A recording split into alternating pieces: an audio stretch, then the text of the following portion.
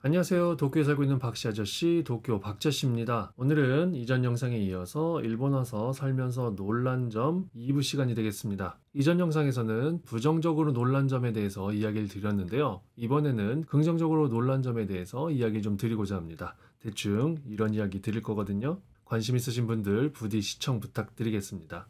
일단 처음 보시는 분들을 위해서 제 소개 잠깐 드릴게요. 2017년 12월부터 현재까지 일본에서 거주하고 있고요. 일본 이민 7년차, 도쿄에서 살고 있는 건 6년차가 되겠습니다. 하지만 일본에 대해서 잘 몰라요. 그리고 한국 떠난 지 오래돼가지고 한국에 대해서도 잘 모른다는 거. 그렇기 때문에 제가 드리는 이야기들은 그냥 재미나 참고로만 좀 봐주셨으면 좋겠습니다.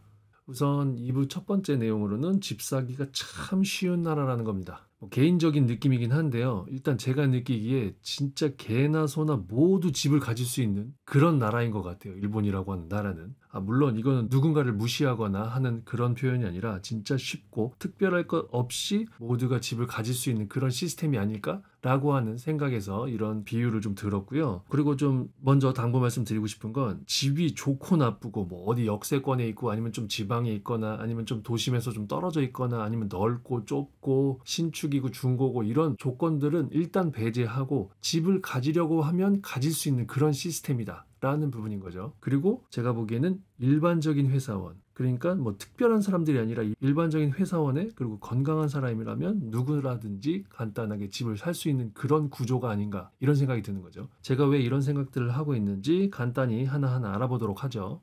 일단 첫 번째는 금리가 참 저렴하다는 거예요. 이번 영상 준비하면서 시중 대형은행이랑 그리고 인터넷은행 약 20개에서 30개 정도의 은행의 대출, 주택대출 금리를 알아봤거든요. 어떤 뭐 우대 조건 등에 따라서 약간의 차이는 있을 수 있어요. 하지만 이 안에서 변동이 된다는 거. 그래서 변동금리일 경우는 0.2에서 1.1%, 고정금리일 경우는 0.7에서 2.4% 정도의 금리로 주택론 대출을 받을 수 있다는 거죠. 대출 상품들의 대부분은 일본인 혹은 저 같은 영주권자들이 신청을 할 수 있는 상품들이었고요. 개중에는 상품 수가 적긴 했지만 그래도 외국인들이 신청 가능한 것들도 있긴 하더라고요. 하지만 금리가 약간 높았어요. 참고로 저희 집 같은 경우는 0.4%의 금리로 6년 전에 대출을 받아서 지금 집을 6년 전에 구입을 했죠. 정말 저렴하지 않나요? 이러니 제가 개나 소나라는 표현이라든지 아니면 모두가 가질 수 있는 시스템이다 이런 식으로 얘기를 드리는 건데, 또 하나는 대출 조건이 있긴 있거든요. 하지만 제가 보기엔 무의미하다는 거예요. 그렇기 때문에 정말 쉽다라는 거죠. 일단 볼게요. 이게 미쓰비시 UFJ 일본의 대형 은행의 주택론 대출 신청 자격 조건이 나와 있는데요. 한글로 바꿔보면 구체적인 내용은 한번 멈춰놓고 보시면 좋을 것 같은데요. 원칙적으로 모든 조건을 만족해야 된다라고 써 있는데 나이 얘기 나와 있고요. 너무 많으면 안 된다는 거죠. 너무 어려도 안 되고, 그리고 뭐 단체 신용 생명보험이라는 내용이 있는데 이건 다시 설명을 좀 드리고요. 그 외에는 뭐 국정 얘기라든지 이쪽 은행 상품을 이용을 해주셔야 된다라거나 아니면 동일한 근무처에서 1년 이상 근무해야 되고 급여 통장을 이쪽 통장으로 해야 된다라는 건데, 뭐 여기까지 듣고 이거 뭐 어려운 거 있어요? 이거 뭐 일반적인 회사원이 이 조건들을 클리어 못할 게 있어요 지금? 없죠. 그렇기 때문에 제가 보기엔 무의미하다는 거예요. 그리고 여기서 봤을 때 단체 신용 생명보험 이 부분 설명 한번 드릴게요. 대출 신청 조건 중에 단체 신용 생명보험에 가입이 인정되는 자라는 항목이 있는데, 이게 뭐냐면 채무자가 은행에서 돈을 빌려서 집을 샀어요. 근데 사망을 하거나 아니면 사고 같은 게 있어서 장애가 발생돼서 변제를 할 수 없는 상황이 발생될 수 있잖아요. 이럴 때 보험회사가 대신 남은 대출금을 은행에다가 상환을 해주는 그런 제도인 거죠. 그렇게 되면 뭐 채무자나 채권자 모두 리스크 해지를 할 수 있는 부분들이 있다 보니까 서로 좋은 부분인 거죠. 그래서 애초에 주택론을 신청을 할 때 이 보험회사를 같이 끼고 진행을 한다라는 부분인 건데, 여기 가입하는 조건이 있을 거잖아요. 한번 볼게요. 이것도 보면 참 헛웃음이 나오는데 1번 주택론을 신청하시는 사람, 2번 건강한 사람. 생명보험이라든지 가입할 때도 마찬가지긴 한데 기존에 갖고 있는 특별한 병력 같은 거 없으신 분들은 모든 보험 같은 거 다 가입할 수 있잖아요. 이것도 마찬가지거든요. 제가 무의미하다고 하는 거는 안정적으로 수입이 들어오는 회사 생활을 열심히 하시고 건강하신 분들이라면 누구나 대출을 다 받을 수 있다는 거죠. 그리고 정말 좋은 건 주택자금 100%를 대출을 해준다는 거예요. 요새 우리나라는 어떤지 모르겠어요. 근데 제가 옛날에 한국에 있을 당시에는 만약에 주택자금이 5억이에요. 그러면 5억에 뭐 60%밖에 대출을 안 해준다. 3억밖에 대출 안 해줘. 그러니까 내가 2억을 어디서 따로 융통을 하거나 아니면 2억을 모아야 된다거나 막 이런 부분이 있는 거잖아요. 그래서 저는 한국에 있을 때 수중에 갖고 있던 돈이 없기도 했었고 제한적으로 대출을 해주는 부분들로는 난 집을 살 수가 없겠구나라는 생각을 하고 있었거든요. 근데 일본 같은 경우는 주택자금을 100% 대출을 해준다는 거. 그리고 또 알아보니까 주택 구입 자금뿐만이 아니라 혹시 들어가는 맨션이라든지 아니면 개인주택 같은 게 좀 낡았어. 리모델링까지 하고 싶어. 그래서 새 집으로 만들어서 들어가고 싶어. 그러면 애초에 주택 구입자금 100%의 플러스에서 리모델링 비용까지 같이 대출을 받을 수가 있다고 하대요. 진짜 좋지 않나요? 물론 뭐 체납 이력이 있고 나이가 많고 뭐 기존 대출이 많고 뭐 이런 특별한 사유가 있으면 대출을 못 받거나 혹은 대출 자금 100%를 못 받는 경우들도 있을 것 같아요. 뭐 1억이든 2억이든 같이 넣어줘야지 대출을 받을 수 있다라든지 이런 부분은 있을 수 있지만 이건 정말 특별한 부분이라고 생각이 들고요. 기본적으로 회사 생활을 하고 사지 멀쩡하신 분들이라면 누구나 받을 수 있고 100% 대출이 나오기 때문에 수중에 돈이 없어도 주택을 구입을 할 수 있다라는 거. 이게 정말 너무 매력적이고 너무 놀랄 노자였던 거죠. 제가 보기에는. 그래서 집 사기가 참 쉬운 나라라는 생각을 하고 있어요.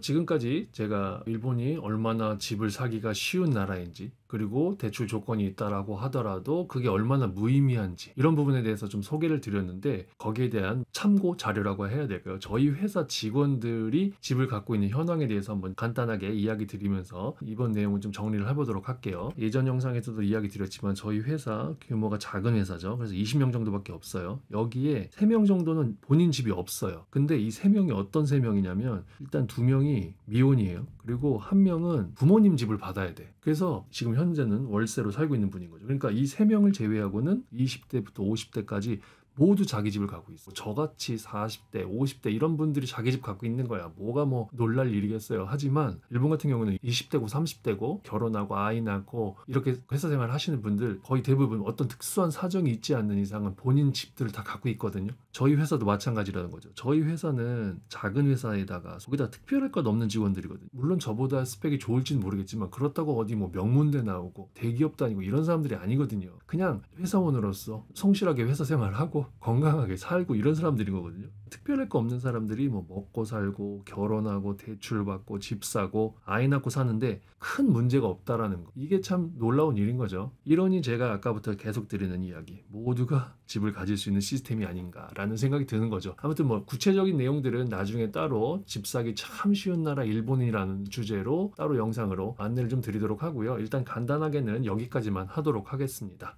그럼 2부 두 번째 내용으로는 상대적으로 높은 출산율에 대해서 이야기를 좀 드릴게요. 제가 원래는 출산율에 대해서 전혀 관심이 없었거든요. 그런데 한 4년 전 정도부터 유튜브를 보기 시작을 했는데 그때부터 조금씩 출산율 관련된 키워드가 들려오더라고요. 그리고 최근 들어서 그 슈카 선생님 채널을 보면서 계속 출산율 얘기가 나오더라고요. 야, 한국 출산율 문제가 정말 심각하긴 한가 보구나 라는 생각도 하면서 좀 안타깝기도 하고 그랬는데 그럼 내가 지금 살고 있는 일본은 어떻지라는 생각이 들어서 그래서 한번 알아봤거든요. 그런데 생각보다 높아서 상대적으로 한국보다 높아서 놀랬어요. 출산율이. 어떤 상황인지 한번 보시죠.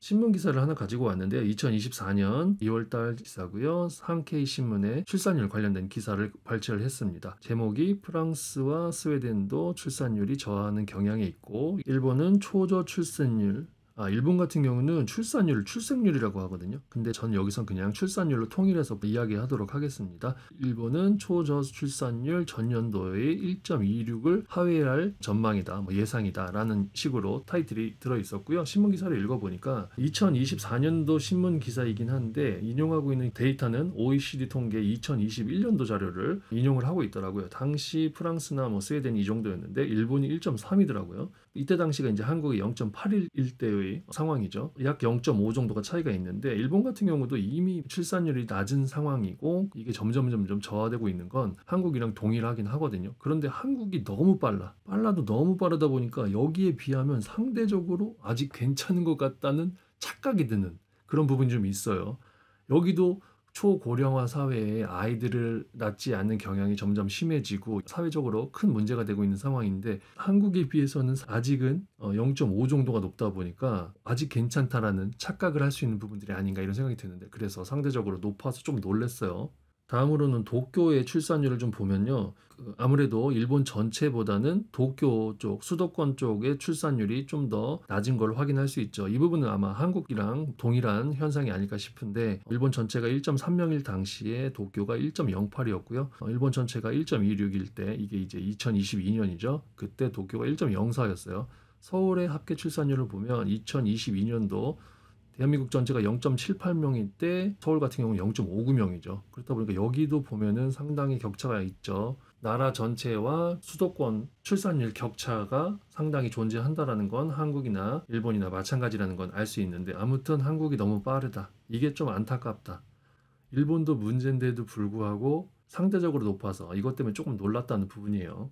지금까지 일본과 도쿄의 출산율 정보를 전달드렸는데요. 마지막으로 저희 회사 직원들의 자녀 수 정보를 전달드리면서 이번 영상 마무리하도록 하겠습니다. 저희 회사 20명 정도밖에 없는데요. 미혼이신 분, 신혼이신 분, 딩크 하시는 분 4명을 제외하고 16명이 있는데요. 이분들의 자녀 수를 한번 볼게요. 자녀가 4명이신 가구가 1가구, 자녀가 3명이신 가구가 3가구, 자녀가 2명이신 가구가 9가구, 자녀가 1명인 가구가 3가구, 제가 여기에 포함이 되죠. 저희 집까지 다 포함해서 아이들이 34명이 있어요. 신혼이신 분들이 2명 있는데 이분들까지 포함해서 18가구가 있다고 쳤을 때, 이걸 가구로 나눠봤을 때 가구당 아이 수가 약 1.9명 정도 되네요. 제가 볼 땐 상당히 많다고 보여지는데 어떠세요? 제가 한국에 있을 때 7년 전에 제 주변에 있던 저희 직장 동료라든지 아니면 제 지인들 보면 아이가 있는 경우는 1명 있고 많으면 2명, 뭐 없는 경우도 있고 이랬었거든요. 기본이 1명이고 많으면 2명인 정도가 있었거든요. 근데 저희 회사 같은 경우는 기본이 2명 정도 있고 뭐 많으면 3명 혹은 4명 정도까지 아이를 낳는 경우들도 있고, 적으면 저 같은 경우처럼 이제 1명인 경우도 있다라는 건데, 상대적으로 높은 일본 출산율 때문에 좀 놀라웠고, 그리고 제 주변의 직장 동료들을 보면 상당히 자녀분들이 많다라는 거, 이게 참 놀라운 부분이기도 하고, 이렇게 자연스럽게 아이들을 많이 낳을 수 있는 요인은 무엇인지, 물가가 낮고 집을 사기가 쉽고 사회보장제도가 잘 되어 있고 이런 부분들이 있을 것 같은데, 이런 부분들 관련해서는 제가 아직 공부가 덜 돼 있어가지고 좀 더 시간을 할애해서 공부를 해가지고 구체적으로 영상을 만들어서 다시 또 공유 드릴 수 있도록 하겠습니다. 아무튼 오늘 영상은 여기까지고요. 마지막까지 시청해주신 분들 정말 감사드립니다. 영상 관련해서 감상이나 혹은 의견 있으시면 공유해 주시면 감사하겠고요. 그럼 저는 또 다음 영상으로 찾아뵙도록 하겠습니다. 감사합니다. 안녕.